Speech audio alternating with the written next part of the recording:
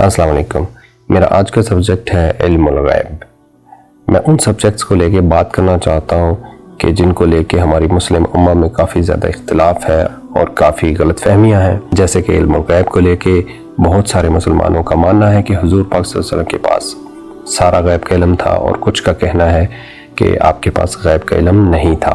सबसे पहले ये जानना ज़रूरी है कि गैब का इल्म है क्या। वो हकीकत जिसे हम ना टच कर सकें, जिसे ना हम देख सकें, ना हम फील कर सकें। बीइंग अ मुस्लिम हम पे फ़र्ज़ है कि हम गैब पे भी यकीन करें। जैसे कि कुरान हमने अपनी आंखों से नाजिल होता नहीं देखा, या हमने क़यामत नहीं देखी, ना हमने अल्लाह को देखा, ना हमने हुजूर पाक सल्लल्लाहु अलैहि वसल्लम को देखा, ना हमने फ़रिश्ते देखे, ना जन्नत ना जहन्नम, हमने कुछ भी नहीं देखा, लेकिन उन पे यकीन करना हमारे ईमान का हिस्सा है।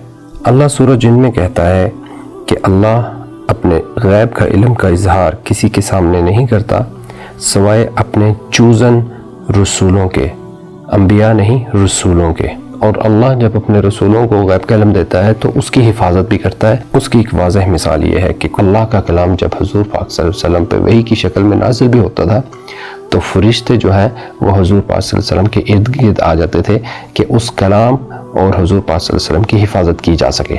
अब सवाल ये है कि अल्लाह गैब का इल्म देता किसको है, तो कुरान में क्लियरली मेंशन है सिवाय अपने रसूलों के गैब का इल्म किसी के पास नहीं होता, और वो भी उतना इल्म जितना अल्लाह पाक उस रसूल को अता करना चाहे। अब वो लोग जिनका मानना है कि हुजूर पाक सल्लल्लाहु अलैहि वसल्लम के पास गैब का इल्म बिल्कुल नहीं था, वो बिल्कुल गलत बात है, क्योंकि हुजूर पाक सल्लल्लाहु अलैहि वसल्लम ने क़यामत और क़यामत से पहले आने वाले वक्तों के लिए जो प्रेडिक्शन दी हैं वो इस चीज़ का सबूत है कि हुजूर पाक सल्लल्लाहु अलैहि वसल्लम के पास गैब का इल्म था।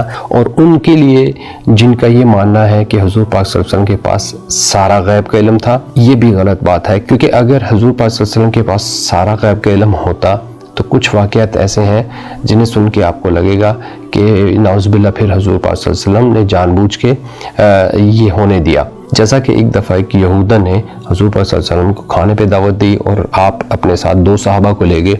अब जब दावत पे गए हैं तो पहला नवाला जब हुजूर पाक सल्लल्लाहु अलैहि वसल्लम ने लिया है तो फ़ौरन नवही आई कि आप ये खाना ना खाएं क्योंकि इसमें जहर है। तो आप सल्लल्लाहु अलैहि वसल्लम ने सिर्फ वो एक लुकमा सिर्फ एक बार चबाया था और उसे वापस निकाल दिया, और जो बाकी जो 2 सहाबा थे उन्होंने वो खा लिया था और उनकी वफ़ात हो गई।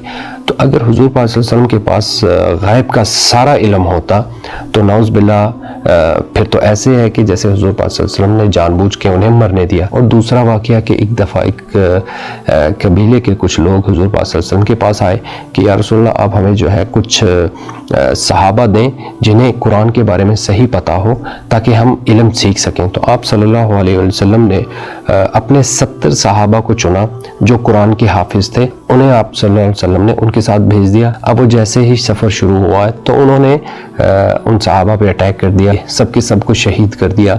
उनमें से सिर्फ 2 बचे जो कि एक शदीद ज़ख्मों की वजह से शहीद हो गए और दूसरे बच गए। तो आप सल्लल्लाहु अलैहि वसल्लम के पास अगर गैब का इल्म होता तो आप अपने 70 उस ज़माने में जो हाफ़िज़ कुरान सहाबी हैं उनको शहीद तो ना करवाते। अब चलते हैं हमारे दुनियावी खुदाओं की तरफ जो इस चीज़ का क्लेम करते हैं कि उनके पास गैब का इल्म है। एक दफ़ा हुज़ूर पाक सल्लल्लाहु अलैहि वसल्लम की वाइफ उन्हें कहती कि या रसूलल्लाह हम भी चलते हैं उन नजूमियों और उन फॉर्चून टेलर्स के पास। तो आप सल्लल्लाहु अलैहि वसल्लम ने मना फरमा दिया।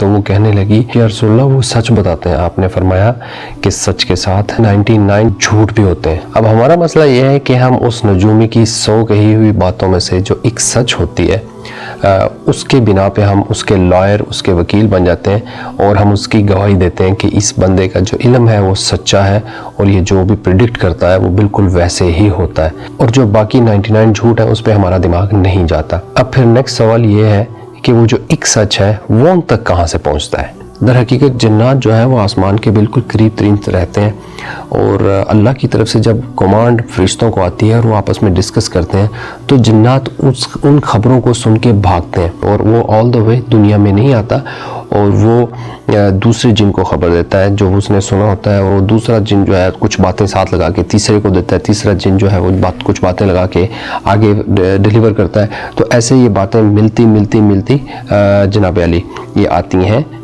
नजूमियों तक, वो खबर को पहुंचाते हैं और नजूमी जो बात वो सुनते हैं वो सबका सब आप तक डिलीवर कर देते हैं, और जिसको हम ये समझते हैं कि इनके पास गैब का इल्म है। दर हकीकत ऐसा कुछ भी नहीं है।